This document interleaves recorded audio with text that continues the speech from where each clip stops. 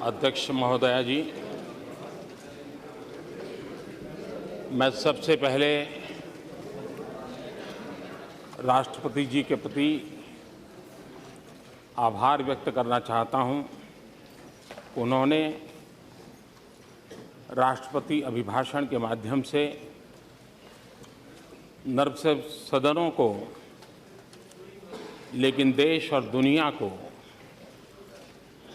भारत का गौरव, भारत की गरिमा, भारत की उत्तम विकास यात्रा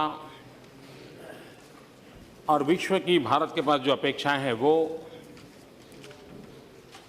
भारत के सामान्य मानवी की जो अपेक्षाएं हैं उसकी पूर्ति करने के प्रयास, उसका एक विस्तार से बयान आदरणीय राष्ट्रपति जी ने हमारे सामने प्रस्तुत किया है। मैं उनके प्रति आदरपूर्वक धन्यवाद व्यक्त करता हूं और धन्यवाद करने के लिए मैं खड़ा हुआ। सदन की इस महत्वपूर्ण चर्चा में कई आदरणीय सदस्यों ने अपने अनुभव का, अपने विचारों का लाभ सदन को और देश को पहुंचाया है। आदरणीय श्री मल्लिकार्जुन जी,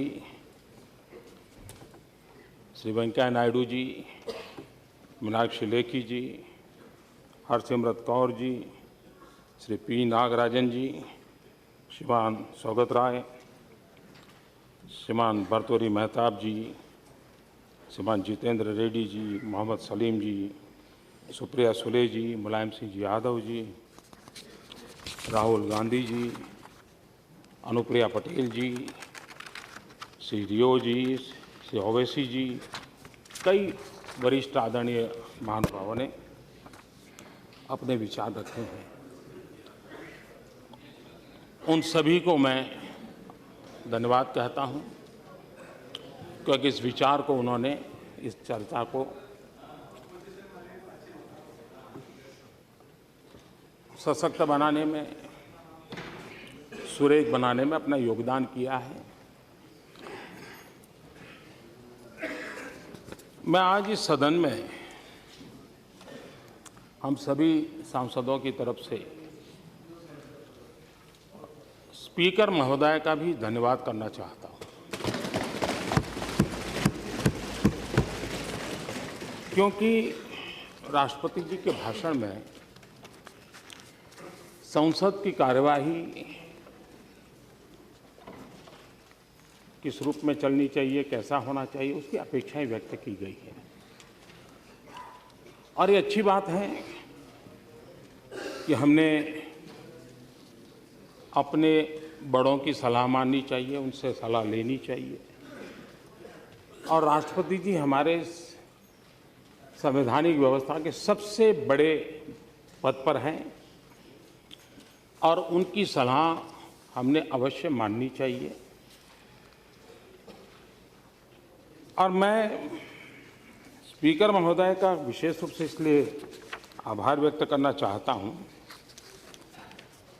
कि पिछले कुछ समय में उन्होंने कई नए इनिशिएटिव लिए हैं। उन्होंने जो श्री योजना प्रस्तुत की है, स्पीकर्स रिसर्च इनिशिएटिव, हम सभी सांसदों को अलग अलग विषयों पर रिसर्च मटेरियल मिले, हम लोगों का प्रबोधन हो। एक अच्छा प्रकल्प आपके द्वारा चल रहा है और वो संसद को क्वालिटेटिव चेंज लाने में उपयोगी होगा। मैं इसके लिए आपका आभार व्यक्त करता हूं। मैं अध्यक्ष महोदय का इस बात के लिए भी अभिनंदन करना चाहता हूं कि उन्होंने अगले 5 और 6 मार्च को पूरे देश के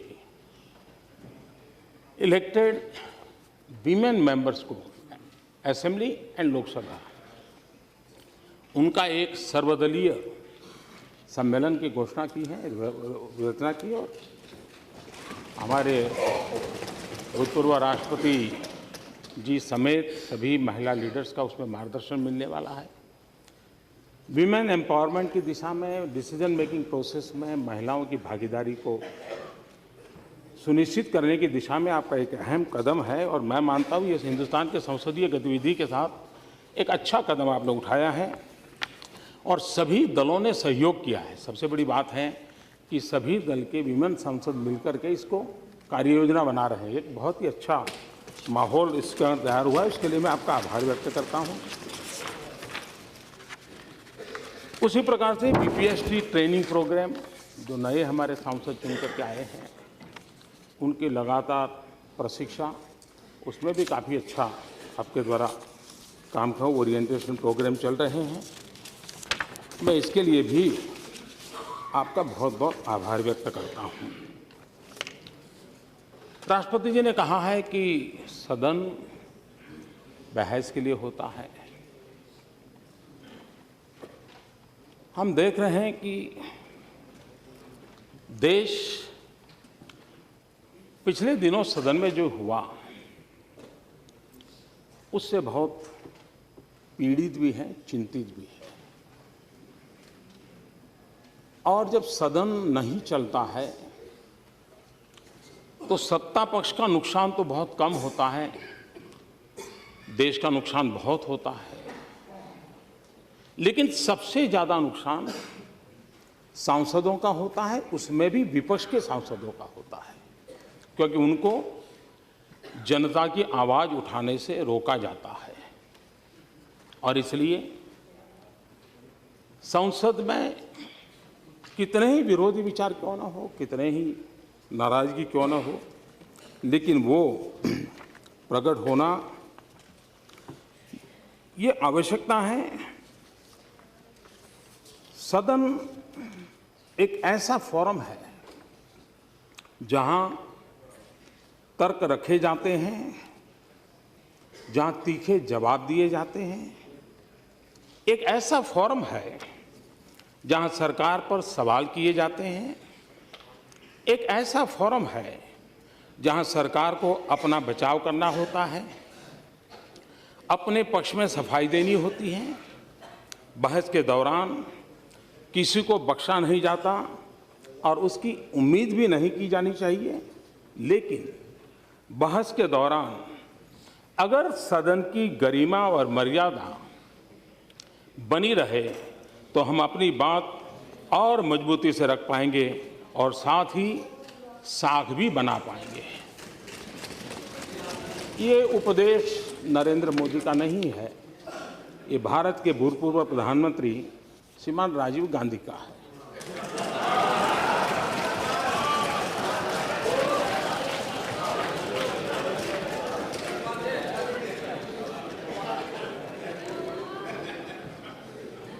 राष्ट्रपति जी की बात इसलिए महत्वपूर्ण है क्योंकि उन्होंने लंबे अरसे तक इस प्रक्रिया में भी अपने जीवन के महत्वपूर्ण वर्ष बिताए हैं और उन लोगों के साथ बिताए हैं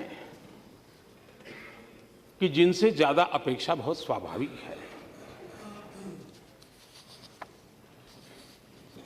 मैं एक और बात कहना चाहता हूं।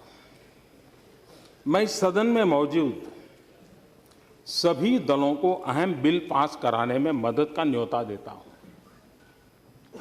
और जब मैं इस सदन कहता हूं मतलब दोनों सदन। ये बिल लोगों के लिए है। ये बिल इसलिए जरूरी है ताकि सिस्टम से दलालों को खत्म किया जा सके। ये बिल इसलिए है ताकि जमीनी स्तर पर जिम्मेदारियां बांटी जा सके। ये बिल इसलिए है ताकि प्रशासन को जवाबदेह बनाया जा सके। ये बिल इसलिए है ताकि योजनाओं में आम जनता की भूमिका बढ़ाई जा सके, सामाजिक न्याय में, विकास में उनकी भागीदारी बढ़ाई जा सके। ये बिल इस लोकतंत्र की बुनियाद को मदद करने के लिए है। ये भी नरेंद्र मोदी नहीं कह रहा, ये भी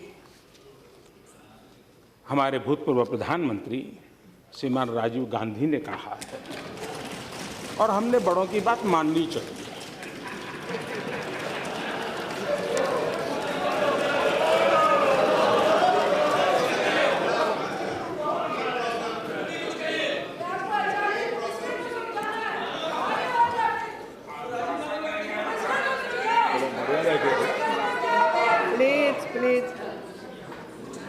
गुस्सा नहीं करते।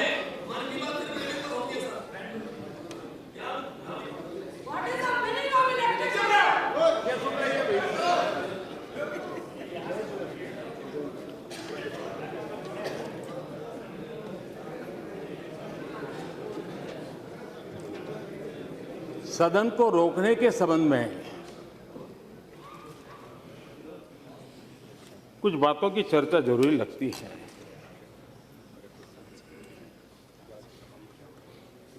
हमारे भूतपूर्व स्पीकर और यहाँ कुछ महानुभाव हैं जिनके वो गाइड एंड फिलोसोफर रहे लंबे अरसे तक, श्रीमान सोमनाथ चटर्जी। उन्होंने कहा कि ऐसे मुद्दों पर जिनके बारे में धारणा होती है कि वे महत्वपूर्ण है, सदन की बैठकों को रोकना पूरी तरह काउंटर प्रोडक्टिव है। दुर्भाग्य से राजनीतिक दलों में यह विचार पनपा है कि संसद की कार्यवाही में व्यवधान डालने और अंततः संसद को समय से पहले स्थगित करा देने से उस विषय का या मुद्दे का महत्व साबित हो जाएगा जिस पर विभिन्न पार्टियां विरोध कर रही हैं।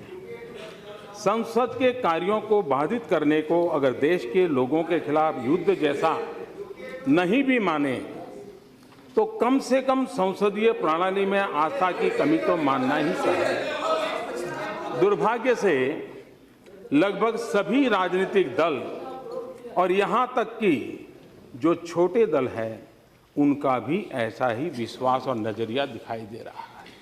ये चिंता श्रीमान सोमनाथ जी ने भी सभी सदस्यों के सामने प्रकट की है। मैं एक और बात को आज कहना चाहता हूँ सदन चलने के संबंध में। यहाँ हम संसद में जो भारत की सॉवरेनिटी अथॉरिटी है, भारत की सॉवरेन अथॉरिटी है, भारत के शासन की जिम्मेदारी लेकर आए हैं। निश्चित रूप से इस सॉवरेन बॉडी का सदस्य होने से बड़ी जिम्मेदारी और बढ़िया सौभाग्य कुछ भी नहीं हो सकता, क्योंकि यह इस देश की विशाल जनसंख्या की नियति के लिए जिम्मेदार है। ये सदन हम में से सभी को अगर हमेशा नहीं तो जीवन में कभी न कभी जिम्मेदारी का यह बड़ा एहसास जरूर हुआ होगा, और जिस डेस्टिनी के लिए हमें बुलाया गया है उसे हमने महसूस जरूर किया होगा। हम इस योग्य है या नहीं वह अलग मामला है। अतः इन 5 वर्षों के दौरान हम अपने कार्यों में न केवल इतिहास के किनारे खड़े रहें बल्कि कभी कभी हम इतिहास बनाने की प्रक्रिया में भी शामिल हुए। ये बात सांसदों के संबंध में इतनी ऊंची कल्पना हमारे प्रथम प्रधानमंत्री आदरणीय पंडित जवाहरलाल नेहरू जी ने 1957 में व्यक्त की थी। तब तो हम में से कोई नहीं थे, हम में से कोई नहीं था। उस समय भी ये चिंता हम में से और हमारे दल के तो कोई नहीं थे। उस समय ये बात आपने कही थी। मैं इसलिए कह रहा हूं क्योंकि ये देश को जानना जरूरी है। इसी लोकसभा में हो हल्ले के बीच आपकी दृढ़ता के कारण, आपके उच्च मनोबल के कारण कुछ बिल पास हुए, लेकिन वे आगे नहीं पहुंच पाए। नेशनल वाटरवे बिल, हमारे यहाँ जल शक्ति का कितना सामर्थ्य है, कितना उपयोग है, पानी बह रहा है। उसके लिए सरकार एक योजना लेकर के काम करना चाहती है। उसको रोक करके देश का क्या भला कर रहे हैं, मैं चाहूँगा कि जब राष्ट्रपति जी ने अपने अभिभाषण में इस बात को कहा है, उसी प्रकार से whistle blower protection amendment bill, ये वो विषय है जो हम सिटीजन सेंट्रिक कह सकें, हम जागरूक नागरिकों के अधिकारों की बात कह सकें, और इसलिए उसको रोकने के पीछे मुझे कोई तर्क नजर नहीं आता है। जीएसटी भी हम कल से सुन रहे हैं, ये तो हमारा है, ये तो हमारा है, ये तो हमारा है। ये भी तो आप ही का है, जीएसटी बिल आप ही का है, और उसको रोका जा रहा है। कंज्यूमर प्रोटेक्शन बिल, ये कौन कंज्यूमर है, उससे रोका गया है। इंसॉल्वेंसी एंड बैंक्रप्सी कोड, हम सोचें कि राष्ट्रपति जी हमारे संविधान के सबसे बड़े व्यक्ति हैं, उनकी सलाह हम जरूर मानेंगे। और जब मैं संसद की बात कर रहा हूं, तो मैं सभी आदरणीय सदस्यों से भी मेरे कुछ विचार रखना चाहता हूं। एक पहली बार सदन में आए हुए एक सांसद के विचार हैं, एक प्रधानमंत्री के विचार के रूप में न लिया जाए, लेकिन हो सकता है शायद ये चीजें काम आ जाए।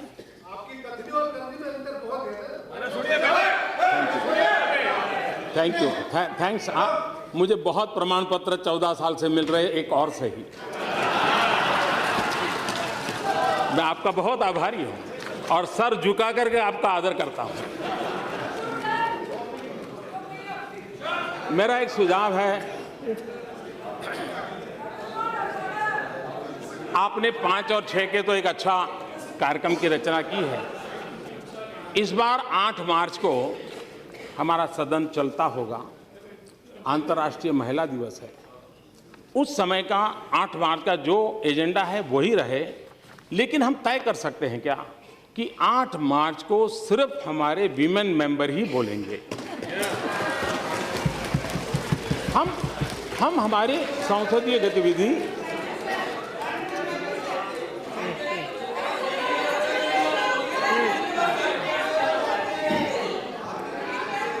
उसी प्रकार से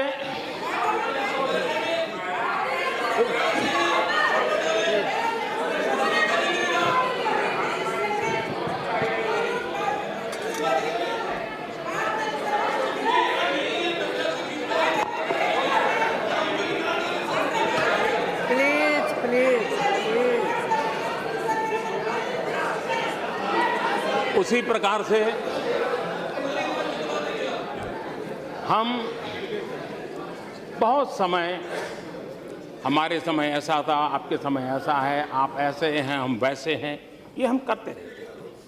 और देश को अब हमारे विषय में पूरा पता है, इसलिए देश को कोई तकलीफ नहीं। हम सब कौन हैं, कहाँ खड़े हैं, क्या सोचते हैं, देश पूरी तरह जानता है। लेकिन क्या, मैं सभी वरिष्ठ महानुभाव से मार्गदर्शन चाहूँगा कि क्या हम वर्ष में 2 सत्र के समय या एक सत्र तय करें। उस पूरे सत्र के दरमियान एक वीक ऐसा हो कि जिस वीक में सिर्फ जो फर्स्ट टाइमर एमपी है उन्हीं को बोलने के लिए निमंत्रित किया है।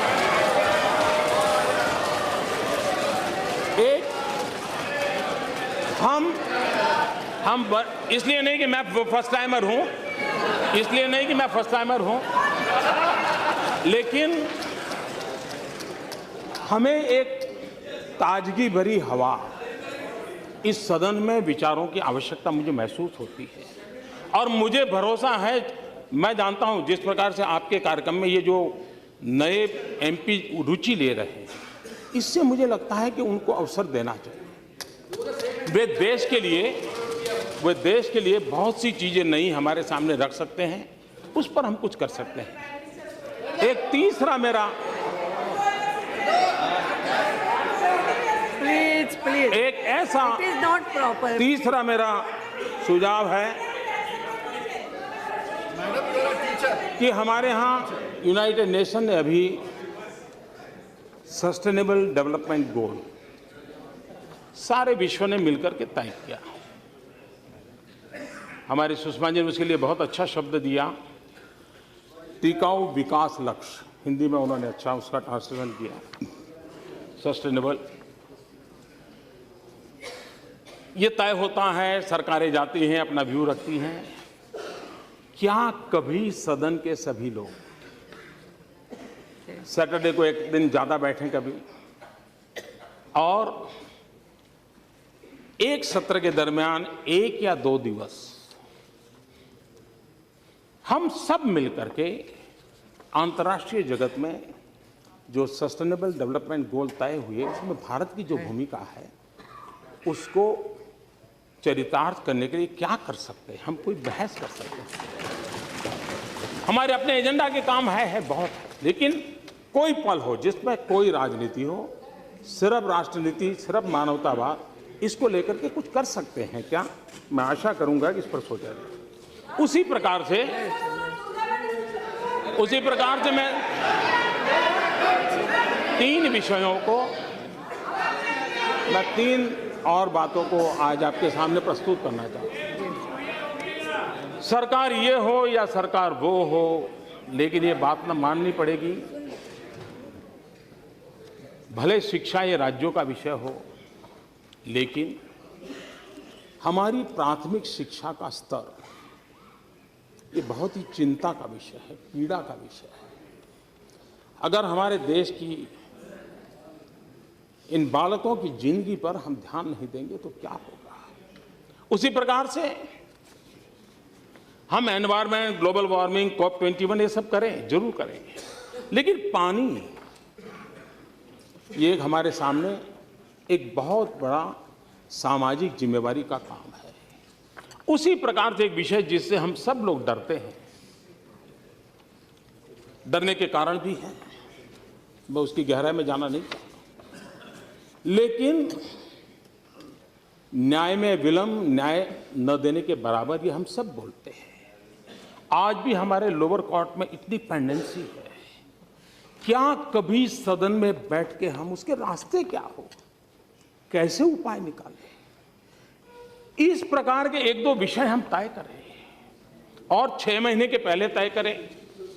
हम एक्सपर्ट लोगों के पेपर्स मंगवाए, पेपर सर्कुलेट करें और बहुत ही एक क्वालिटेटिव बहस करके उसमें से कोई एक्शनेबल पॉइंट हम निकाल सकते हैं क्या? और वो इस सदन की मालिकी होगी, किसी सरकार की नहीं होगी। सरकार को गौरवगान करने के लिए नहीं होना चाहिए। इस सदन में यहां भी बहुत अनुभवी लोग बैठे हैं, बहुत अनुभवी लोग बैठे हैं, और इसलिए ऐसा एक सामूहिक चिंतन हो। और मुझे मालूम है सतपति जी ने पिछली बार एक अच्छा विषय रखा था कि क्यों न एक दिन सदस्यों का हो। मैं उसी बात को थोड़ा और स्ट्रक्चर वे में आज प्रस्तुत कर रहा हूं। मूल ये विचार मेरे मन में सतपति जी का भाषण सुना तब आया था और इसलिए मैं चाहूंगा कि हम अगर इन चीजों को कर सकें तो शायद होगा। कभी कभी सदन को रोकने के संबंध में या हो हल्ला कर करके काम में रुकावटें करने से एक सार्वजनिक चर्चा होती है, ये होती है कि हम लोग कहेंगे देखो सरकार को काम नहीं करने देते, वो कहेंगे कि देखो सरकार हमको सुनती नहीं है। किसी को लगता है देखो हमने दिखा दी हमारी ताकत, भले हम कम हैं लेकिन हम, ये सब चल रहा है। लेकिन एक और बात है जिस पर ध्यान देने की आवश्यकता है, ये सदन क्यों नहीं चलने दिया जाता है? इसलिए नहीं कि सरकार के प्रति रोष है, एक इंफीरियरिटी कॉम्प्लेक्स के कारण नहीं चलने दिया जाता, क्योंकि विपक्ष में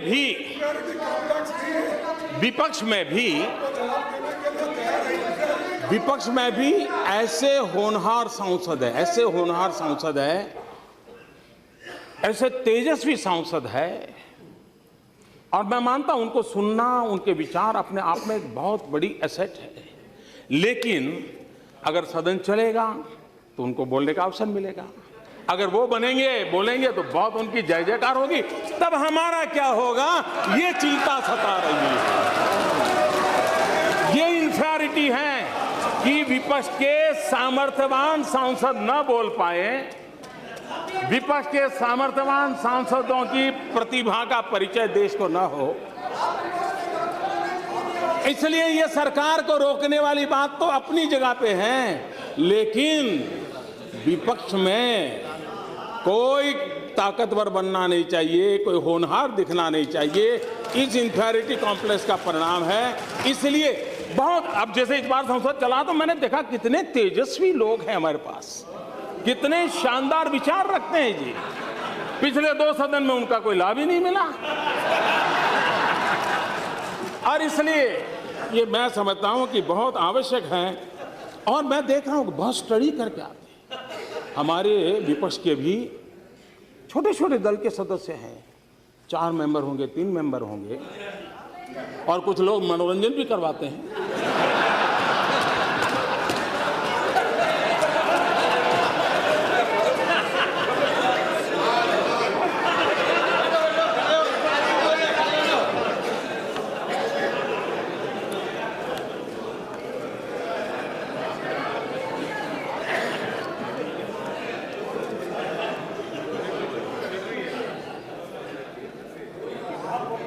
मेरे मन में जब मैं कुछ पढ़ता रहता हूं तो कुछ बातें अच्छी लगती हैं।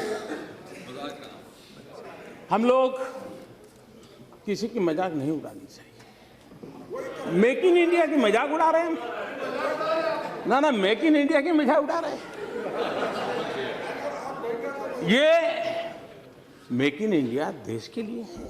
हाँ, सफल नहीं हुआ तो सफल होने के लिए क्या करना चाहिए, सफल होने में क्या कमियां हैं उसकी चर्चा होनी चाहिए। लेकिन मैं एक बात कहना चाहता हूं, और मुझे लगता है जाने ऐसा क्यों है कि हम लोग अपने देश की इमेज ऐसे बनाते हैं जैसे हम भीख का कटोरा लेकर के निकले हो, और जब हम खुद ऐसा कहते हैं तो दूसरे लोग यही बात और ज़्यादा चिक करके कहते हैं और ज़्यादा मजबूती से कहते हैं।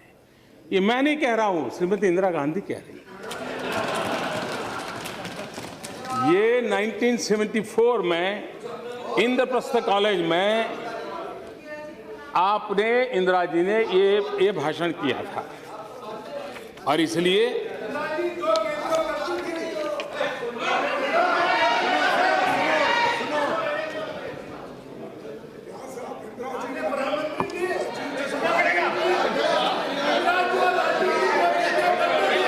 ये भी बात है कि हम कोई भी नई योजना लाए, नई तरीके से लाएं, तो कुछ लोगों को उम्र तो बढ़ती है लेकिन समझ नहीं बढ़ती है, तो समझने में बड़ी देर लग जाती है। कुछ लोगों का ऐसा रहता है, और इसलिए चीजें समझने में बड़ा समय जाता है। कुछ लोग तो समय बीतने के बाद भी चीजें समझ नहीं पाते, और इसलिए अच्छा लगता है विरोध करें, तो वो विरोध करना अपना तरीका ढूंढते रहते हैं। और इसलिए मैं एक पीड़ा कहना चाहता हूं। हमारे देश में बहुत सी दिक्कतें हैं, ज्यादातर ऐसी है जो बहुत पुरानी है। गरीबी, पिछड़ापन, अंधविश्वास, कुछ गलत परंपराएं, कुछ समस्याएं विकास और तरक्की के साथ भी आई हैं। लेकिन इस देश की सबसे बड़ी चुनौती है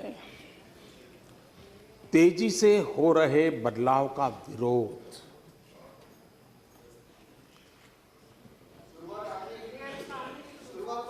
ये विरोध पढ़े लिखा तबका भी बहुत मुखर तरीके से करता है। जैसे ही कोई खास काम आगे बढ़ता है, 100 कारण बताए जाने लगते हैं कि ये काम क्यों नहीं करना चाहिए।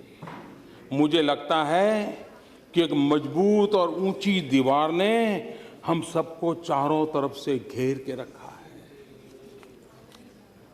कितनी सटीक बात है। ये 1968 में इंदिरा गांधी ने कही थी।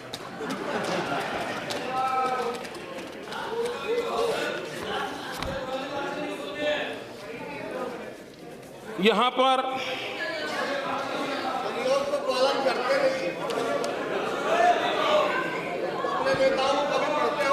पर कोई भी बात आई तो ये कहा जाता है कि ये तो हमारे समय का है, ये तो हमारी देन है। कुछ बातें ऐसी हैं जो आप ही की तो देन है। अब हमने एक अभियान चलाया स्कूलों में टॉयलेट बनाने का। अब आपकी बात सही है कि मोदी जी, अगर हमने हमारे कार्यकाल में सभी स्कूलों में टॉयलेट बना दिए होते तो तुम क्या करते? ये तो हमने नहीं बनाए, इसलिए तुमने 4 लाख बनाए। ये आप ही की तो देन है।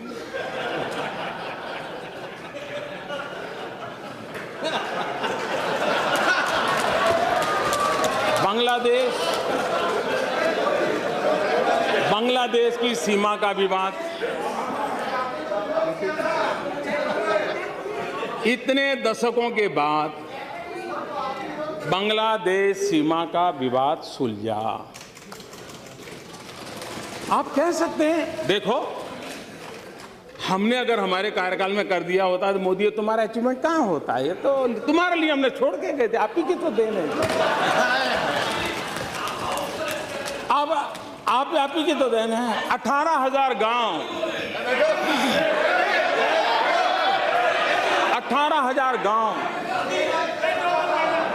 आजादी के इतने सालों बाद अंधेरे में डूबे हुए हो, और अगर हम उन गांवों में बिजली पहुंचाए तो आप गर्व से कह सकते हो कि मोदी जी, ये 18,000 हमने, हमारी तो देन है, तभी तो आप कर रहे हो। और इसलिए ये आप ही की देन है, इसका मैं कोई इनकार नहीं कर सकता। 60 साल के आपके ही कारोबार का ये परिणाम है, इसका कोई इनकार नहीं कर सकता है। और इसलिए कभी कभी बड़े गर्व के साथ मनरेगा की चर्चा होती है। मनरेगा की चर्चा होती है। ज्ञान देने की जरूरत नहीं है। मैं जरा कहना चाहता हूं, इसका इतिहास 50 साल पुराना है, लेकिन उसके पहले भी राजे रजवाड़ों के जमाने में भी ऐसी कुछ न कुछ बातें चलती थी। आप देखिए 1972 महाराष्ट्र की रोजगार गारंटी योजना 1972 में आई। 1980 में national rural employment programme NREP, ये 1980 में उसका रिकार्डिनेशन हुआ। 1983 में rural landless employment guarantee programme RLEGP, ग्रामीण भूमिहीन रोजगार गारंटी कार्यक्रम आया। ये सब इनकारनेशन होते गए, योजनाओं का पुनर्जन्म होता गया। उसके बाद 1989 में जवाहर रोजगार योजना JRY, ये मनरेगा का पिछले जन्म का नाम है। देखिए, मैं हैरान हूं, बाद में जवाहरलाल जी का नाम निकाल दिया गया। और किसी और ने नहीं निकाला, उसी दल ने निकाला जो हमें कोसते रहते हैं। उसके बाद 1993 एम्प्लॉयमेंट एश्योरेंस स्कीम EAS, सुनिश्चित रोजगार योजना, ये आया। उसके बाद वाजपेयी जी की सरकार आई, तो उस समय इन सभी योजनाओं में से जो भी अच्छा था ले लेकर के संपूर्ण ग्रामीण रोजगार योजना SGRY ये शुरू हुआ। 2004 में फिर उसमें इनकार्नेशन हुआ। National food for work programme, काम के बदले अनाज का राष्ट्रीय कार्यक्रम आया। और उसके बाद इसने नया रूप 2006 में लिया, मनरेगा। और इसलिए पहले नरेगा और फिर कुछ एक नया ज्ञान हुआ तो फिर वो मनरेगा हुआ। तो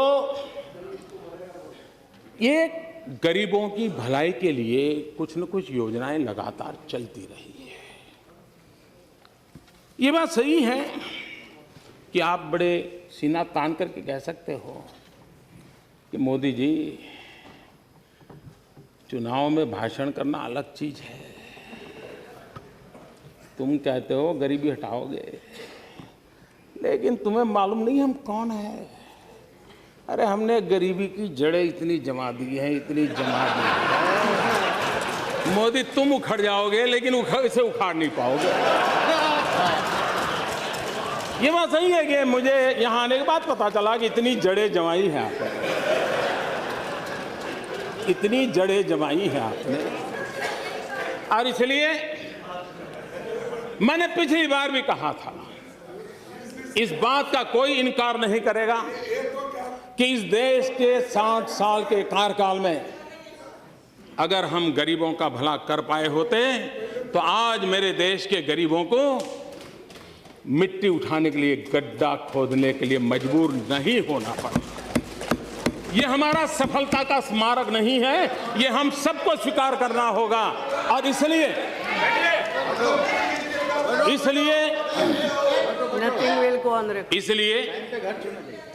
ये हमारा दायित्व भी बनता है कि ये जो क्रमिक विकास चला है इस योजना का, उसको और अच्छी बनाए और उस जिम्मेवारी को निभाने का हम प्रयास कर रहे हैं।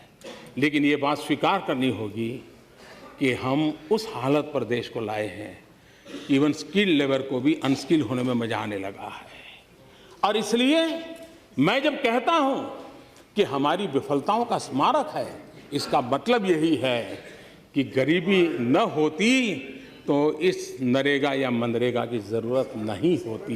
लेकिन ये सच्चाई है और मैंने आकर के देखा कि ऐसी गरीबी की जड़ों को जमा दिया गया है कि उसको उखाड़ फेंकने के लिए मुझे भारी मेहनत करनी पड़ रही है। और उसके लिए हम अभी जो फिलहाल जो योजना चली है उसमें जो कमियां हैं, उन कमियों को कैसे दूर करना, उसकी दिशा में हम प्रयास कर रहे हैं। मैं आज आदरणीय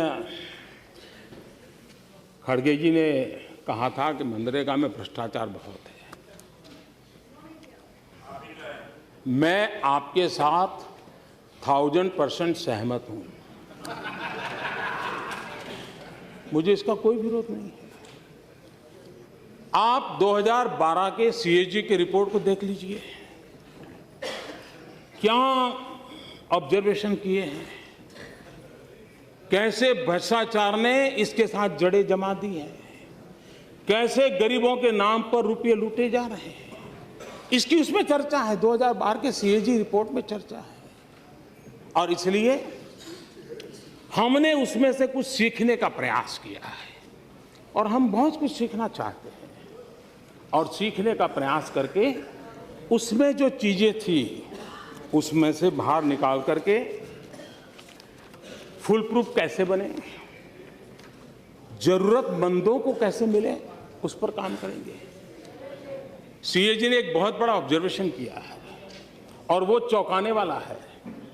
हमारे देश में जिन राज्यों को हम गरीबों की श्रेणी में गिनते हैं, जहां गरीबों की संख्या ज़्यादा है, सीएजी ने लिखा है कि जहां गरीबों की संख्या कम है और कुल मिलाकर के शासन व्यवस्था थोड़ी सुचारू रूप से चली है, ऐसे राज्यों में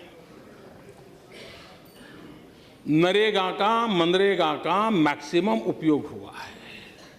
लेकिन जहां सचमुच में गरीबी है, जहां सबसे ज्यादा जरूरत है, वहां इसका कम से कम उपयोग हुआ है। मतलब ये गरीबों को टारगेट करके पहुंचाने में हम उतने सफल नहीं हुए हैं। और इसलिए हमारी दायित्व बनता है कि हम इसको और अधिक परफेक्ट कैसे बनाएं, ताकि जिन राज्यों में गरीबों की संख्या की मात्रा ज़्यादा है, जिस राज्यों की गरीबी ज़्यादा है, ये उस तरफ कैसे जाए। समृद्ध राज्यों की क्षमता है इन सारी चीज़ों को व्यवस्था में पहले हमने उस दिशा में हमने कोशिश की है कि ऐसे राज्यों को ये कैसे पहुँचे।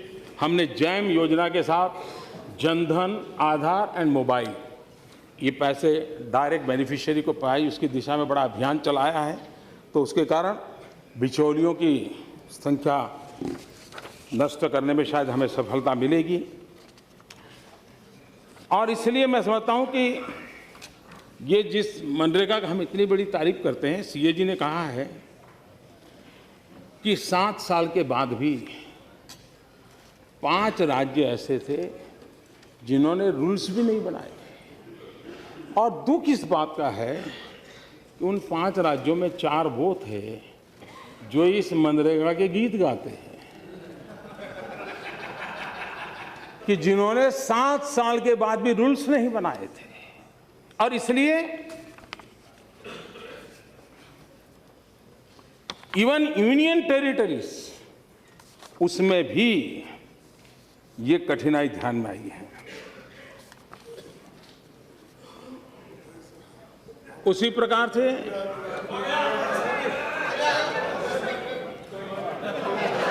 8 राज्यों में 4 ब्लॉक,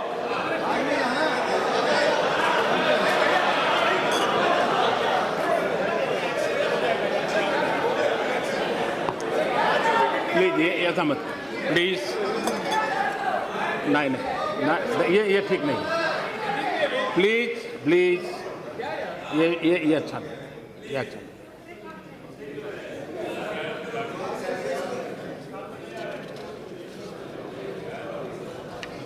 इतना ही नहीं, 100 दिन का हमारा लक्ष्य हम कभी भी पूरा नहीं कर पाए। एवरेज 30 दिन 40 दिन से गाड़ी अटक जाती है। हमने जिस प्रकार का उसका नया स्ट्रक्चर बनाने का प्रयास किया है, उसमें टारगेटेड हो, अधिकतम रोजगार मिले, अधिकतम दिवस तक रोजगार मिले, बिचौलिए समाप्त हो, पाई पाई का सही उपयोग हो और उसकी ऑडिट की व्यवस्था हो। इस दिशा में हमने भरपूर प्रयास किया है। और इसलिए मुझे विश्वास है आज श्रमिकों के बैंक डाकघर खातों में सीधे अंतरण के इलेक्ट्रॉनिक तरीके से ये पैसे जाते हैं। 94% श्रमिकों को इसी माध्यम से भुगतान करने की दिशा में हम आगे बढ़े हैं।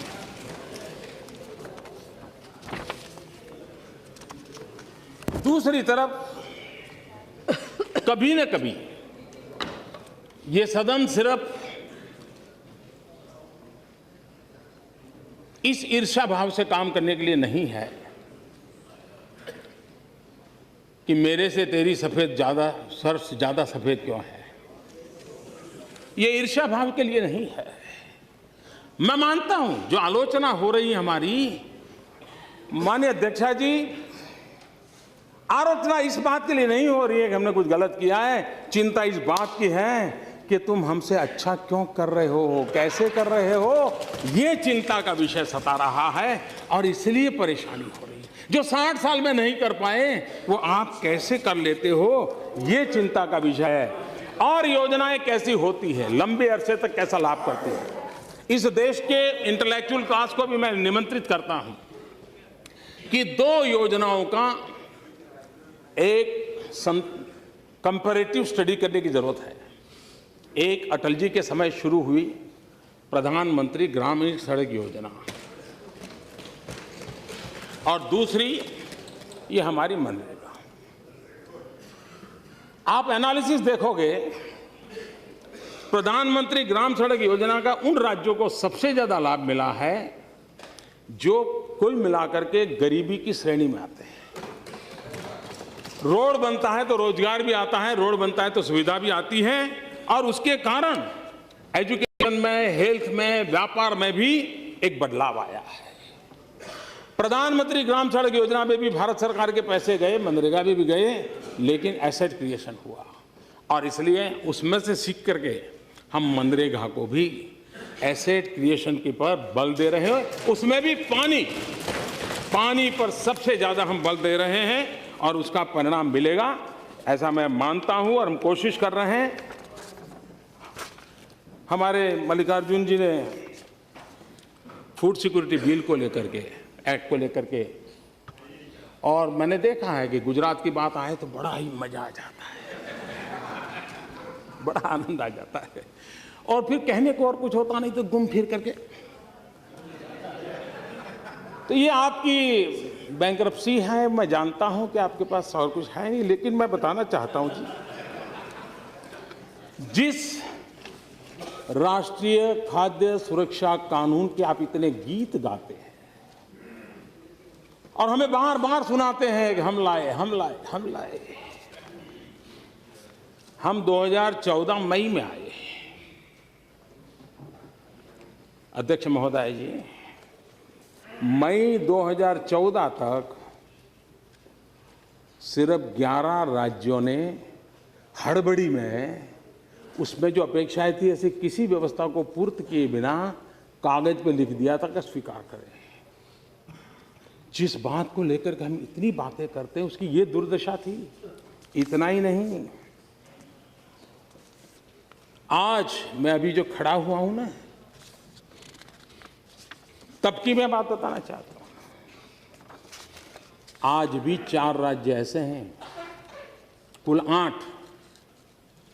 4 राज्य ऐसे हैं जिसमें आज भी ये फूड सिक्योरिटी एक्ट का नामो निशान नहीं है, और उसमें आपके द्वारा शासित राज्य हैं केरल, मिजोरम, मणिपुर, अरुणाचल प्रदेश, और इसलिए गुजरात ने अब कर लिया, और उन्होंने जिन बारीकियों को पूरा किया है जरा स्टडी करने जाना चाहिए।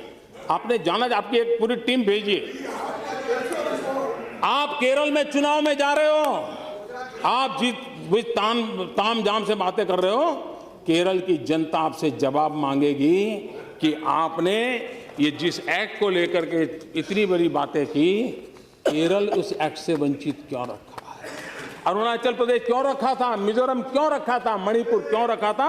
8 राज्य बाकी, उसमें 4 राज्य आपके हैं, और इसलिए मैं कहना चाहता हूं कि हम कहते बहुत हैं, लेकिन कभी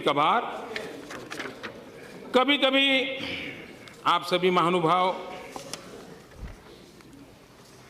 जब प्रधानमंत्री फसल बीमा योजना की बात आई थी तो जब वेंकैया जी बोल रहे थे तो हमारे सौगत राय जी खड़े हो गए थे। वैसे वो फटाफट खड़े हो जाते हैं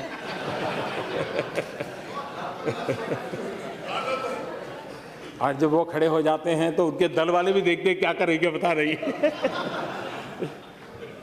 सौगत राय जी ने कहा कि भाई ये किसान फसल बीमा योजना है, प्रधानमंत्री फसल बीमा योजना, ये तो सिर्फ 45 डिस्ट्रिक्ट के लिए है।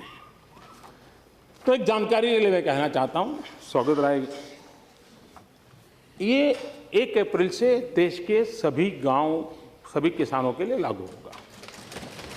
लेकिन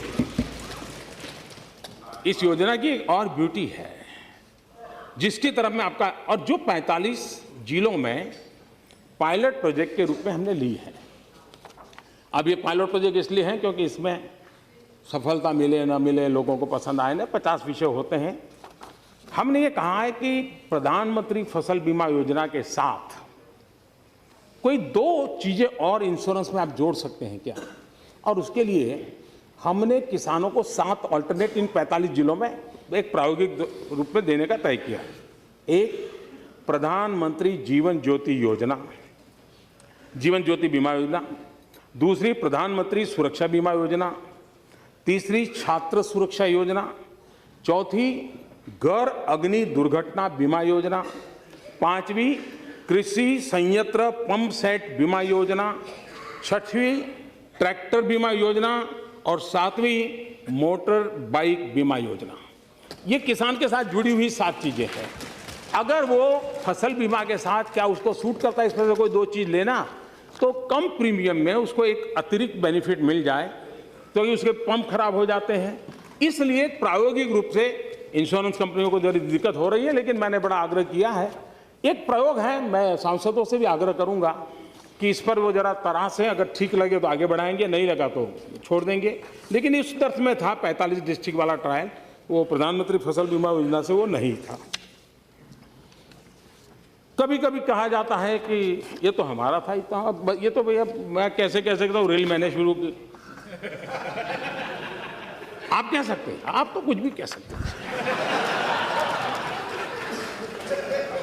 हम में वो हिम्मत नहीं है।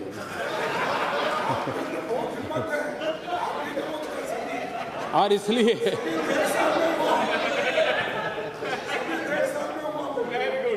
यूपीए के 10 साल रेलवे, सुरेश जी हूं,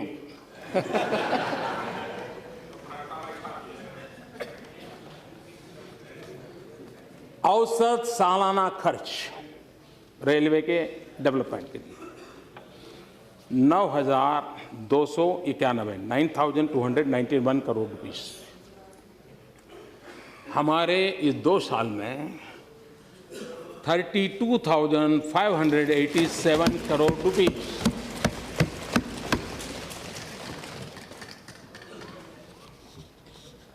प्रति वर्ष औसत लाइनों का कमीशनिंग, हमने लाइनें कितनी बिछाई। यूपीए 1 एवरेज है 1,477 किलोमीटर। यूपीए 2 थोड़ा सुधार हुआ, 1,520 किलोमीटर। NDA 2,292, round about 2,300। काम कैसे होता है, गति कैसे लाई जा सकती है, एक परफॉर्म करने वाली सरकार कैसी होती है। संसाधन यही थे, रेल की प्रक्रिया वही थी, डिपार्टमेंट वही थे, मुलाजिम वही थे, कानून व्यवस्थाएं वही थी। ये जीता जागता उदाहरण, और मैं हर क्षेत्र में ये दिखा सकता हूं। लेकिन राष्ट्रपति जी के भाषण के संदर्भ में और अधिक न कहते हुए मैंने ये कहा है, एक विषय। अरे बैठिए भाई,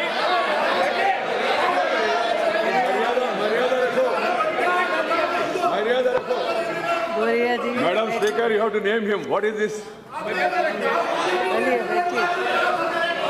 Nothing will go on record. बुरिया जी का Yes, please. बुरिया जी मत बोलिए ज़्यादा, मैं भी यहाँ बैठी हूँ आपके क्षेत्र की।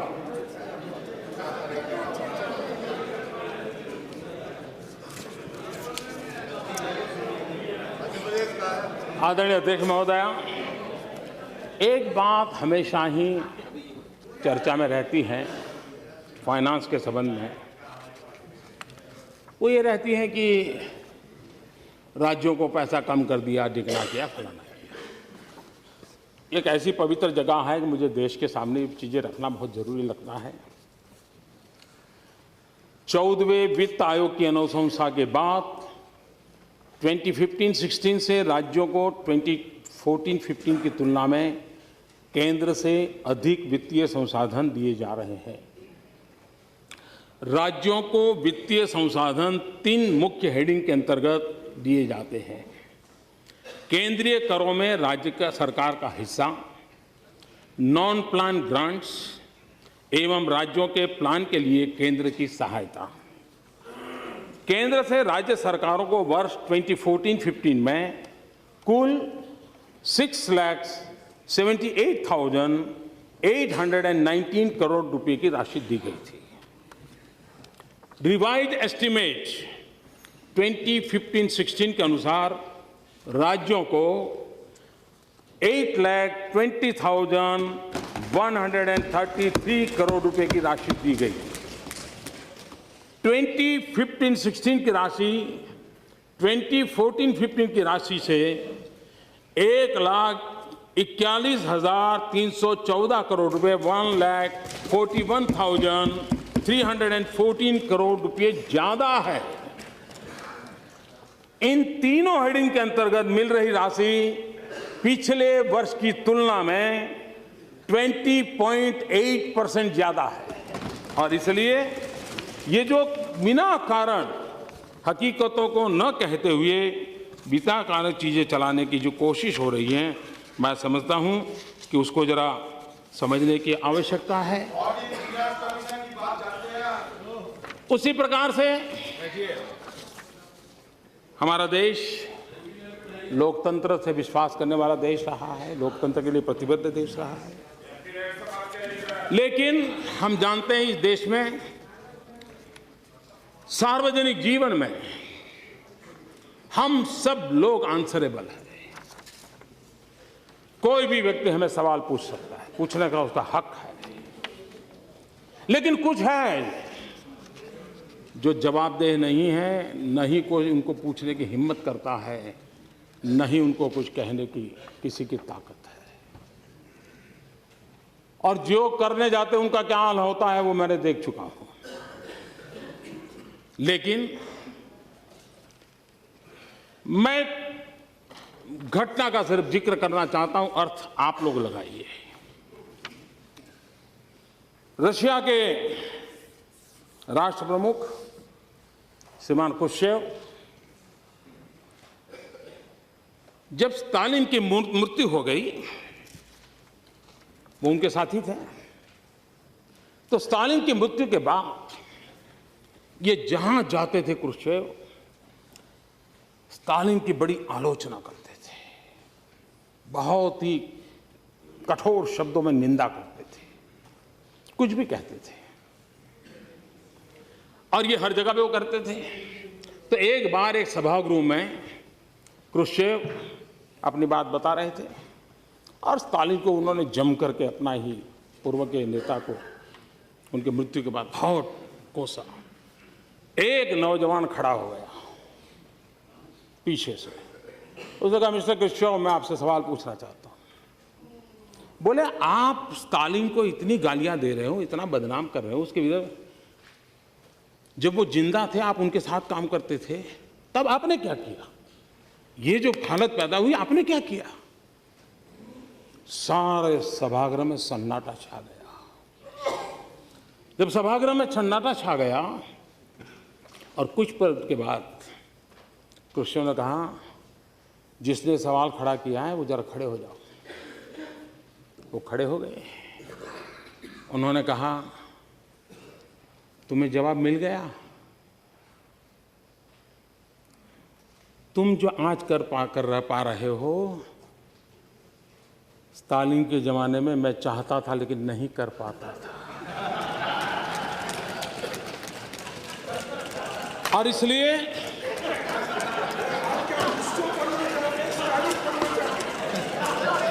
इसको समझने में देर लगेगी,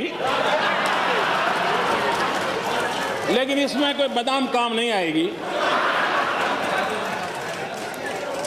आपको तो शायद थोड़ा समझ आ जाएगा, औरों के लिए मैं नहीं कह सकता। हमारे यहां कभी कभी शास्त्रों में, लोकोक्तियों में कई बातें बड़ी अच्छी कही जाती है, और उसमें पर उपदेश कुशल बहु तेरे, जे आचर ही ते नर न घनेरे। दूसरों को उपदेश देने की कुशलता वाले तो बहुत सारे लोग हैं, परंतु जो खुद वैसा आचरण करे वैसे लोगों की संख्या बहुत कम है।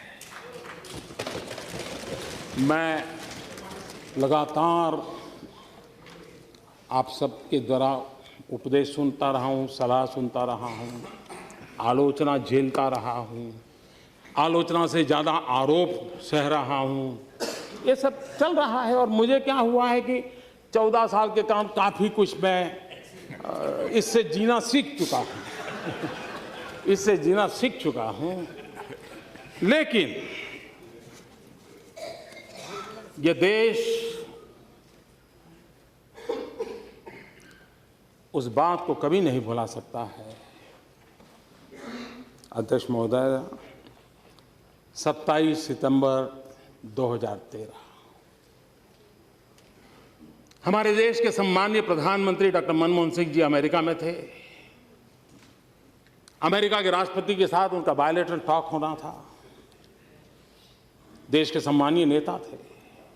हिंदुस्तान की कैबिनेट जिसमें फारूक अब्दुल्ला साहब बैठते थे, एंटनी साहब बैठते थे, शरद पवार साहब बैठते थे, इस देश के गणमान्य वरिष्ठ अनुभवी नेता बैठते थे। उस कैबिनेट ने जो निर्णय किया, उस निर्णय को 27 सितंबर 2013 पत्रकार परिषद में फाड़ दिया गया था। ऑर्डिनेंस को फाड़ दिया गया था। अपनों से बड़ों का मान, सम्मान, आदर, मैं बहुत आदरणीय अध्यक्ष महोदया, मुलायम सिंह और हम दो छोर पे खड़े नेता हैं। मेरी एक बात को वो नहीं स्वीकार सकते, मैं उनकी एक बात को नहीं स्वीकार सकता, एक्सेप्ट लोहिया जी के विचार, क्योंकि मैं ऐसी जगह पे पैदा हुआ हूँ, मुझे लोहिया जी पसंद आना बहुत स्वाभाविक था। लेकिन मुलायम सिंह जी ने जनता को वादे करते हुए अपना एक पर्चा निकाला हुआ था कि हम बिहार के, उत्तर प्रदेश के लिए ये करेंगे, ये करेंगे। मुलायम सिंह जी हमें पसंद हो या न हो, लेकिन बहुत बड़े वरिष्ठ नेता हैं। सार्वजनिक सभा में मुलायम सिंह जी के विचारों को फाड़ दिया गया है।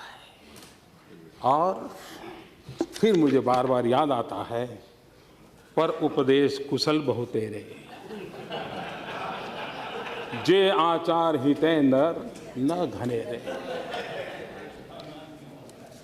आदरणीय अध्यक्ष महोदय जी, देश लोकतंत्र में आगे बढ़ने के लिए जितना हमारे सामने एक आवश्यकता मुझे लगती है, मैं अभी जो बात करने जा रहा हूं शायद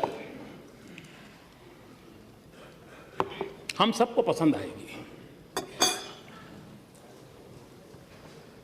मैं छोटा था तो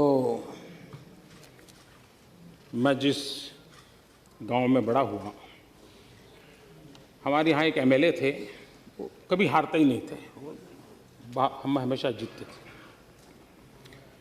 लेकिन वो जाते थे ट्रेन में तो हम भी कोशिश करते उनको चाय पिलाएं, क्योंकि वरना कोई मुसीबत आ जाए फिर रेलवे में, तो हम उनको संभालते थे। तो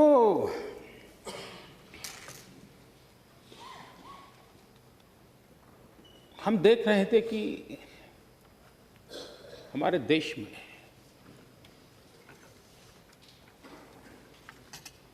उनसे कभी मैंने एक बार शब्द सुना, एलएक्यू। अब हमें एलएक्यू क्या होता है समझ नहीं था, लेकिन जब आगे दिन बीतते गए तो पता चला वो एलएक्यू अलग होता। मैं देख रहा था कोई एलएक्यू आ जाए तो पूरी गवर्नमेंट मशीनरी कांप जाती थी, नीचे से ऊपर तक अफसर परेशान रहते हैं, क्योंकि असेंबली में या संसद में सवाल आ गया। एक घबराहट का माहौल था। सदन में भी कभी किसी सब्जेक्ट की डिबेट होती थी तो अफसरों को चिंता रहती थी, पता नहीं क्या होगा।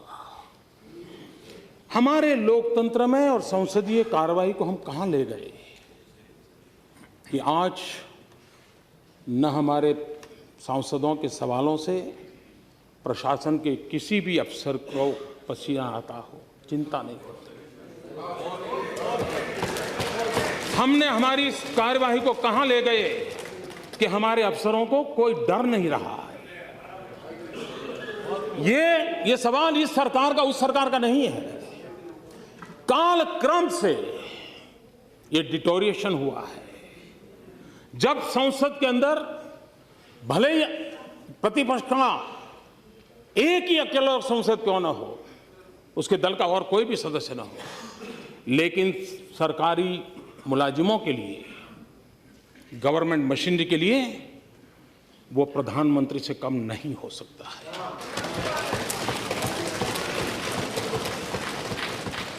लेकिन आज मैं चाहता हूं हम लोग तय करें,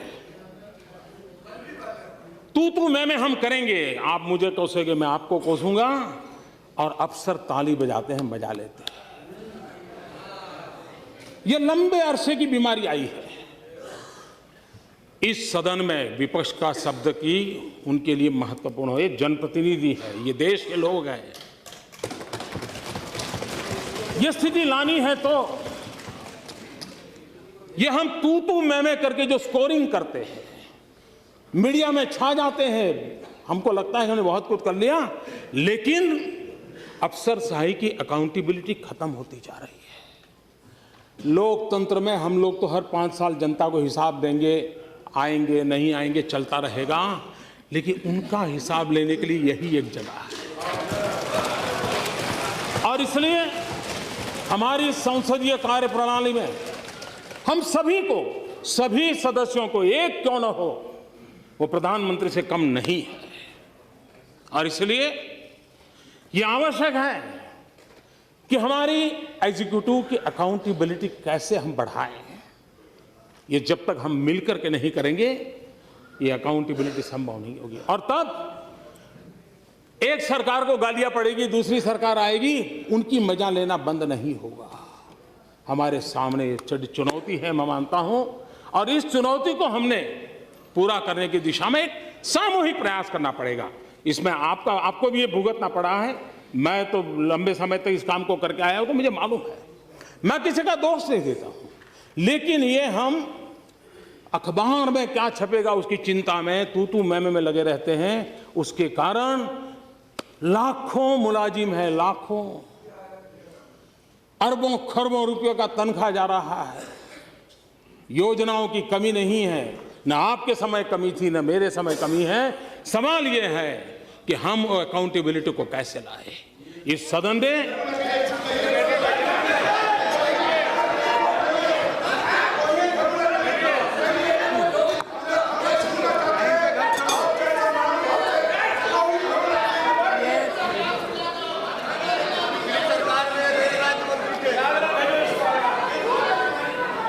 एक और बात है, भारत जैसे लोकतंत्र में हम देश के नागरिकों को अफसरशाही के भरोसे नहीं छोड़ सकते। हमें हमारे 125 करोड़ देशवासियों पर भरोसा करना होगा, उस पर हमने विश्वास करना होगा। और एक बार अगर हम 125 करोड़ देशवासियों पर विश्वास करके चलेंगे, मुझे विश्वास है कि ये देश का नागरिक हमसे कोई बहुत नहीं मांग रहा है, वो हमारे साथ चलने के लिए तैयार है। हमने उस दिशा में कुछ प्रयास किए, वो बहुत बड़े हैं ऐसा मेरा दावा नहीं है, लेकिन उस दिशा में जाना है। हमने छोटे मुलाजिमों के लिए इंटरव्यू क्यों बंद किया? इसलिए कि हमें उस नागरिक पे भरोसा करना सीखना है। हमने नागरिकों को, बेचारों को, जेरोक्स के जमाने में भी गैजेटेड ऑफिसर के पास सिग्नेचर लेने जाना, और कभी एमपी एमएलए के घर के पास कतार लगा के खड़ा रहना पड़ता था, और एमपी एमएलए उसका चेहरा भी नहीं देखता था। एक छोटा सा लड़का होता था, सब पे मार मार करके दे रहा था। हमारे उस 10वीं 12वीं क्लास के बच्चे पर तो भरोसा था, लेकिन उस नागरिक पर हमारा भरोसा नहीं था। हमने उसको नष्ट कर दिया, क्योंकि नागरिक पर भरोसा होना चाहिए। जब फाइनल जॉब लेगा, आएगा, अपने दिखाएगा। अभी हमने बजट में बहुत बड़ी अहम बात रखी है कि 2 करोड़ रुपए तक हम कुछ नहीं पूछेंगे, आप जो चाहो हम दे दो, हम ले लेंगे। विश्वास बढ़ाने का माहौल बढ़ाना है। ऐसे कोई नए सुझाव है तो आप जरूर दीजिए। मैं चाहूंगा कि सरकार आदत डाले।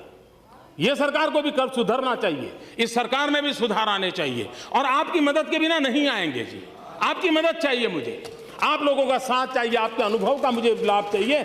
मैं नया हूं, आप अनुभवी लोग हैं। आइए कंधे से कंधा मिलाकर के हम चलें और कुछ अच्छा काम कर करके देश के लिए दे करके जाएं। सरकारें आएगी जाएगी, लोग आएंगे जाएंगे, बिगड़ती बनती बात चलेगी।